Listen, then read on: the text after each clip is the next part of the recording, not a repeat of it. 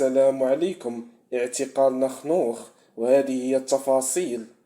أمر الوكيل العام بمحكمة الاستئناف مراكش بإيداع نخنوخ ابن أخنيبة سجن الولاية بمراكش بعد متابعته بجنحة التغرير بقاصر. وتعود تفاصيل القضية بعد أن تقدمت عائلة مكنسية بشكاية إلى الشرطة القضائية تؤكد اختفاء ابنتهم القاصر التي تبلغ من العمر 16 سنة في ظروف غامضة، وأن هاتفها المحمول يرن دون جواب.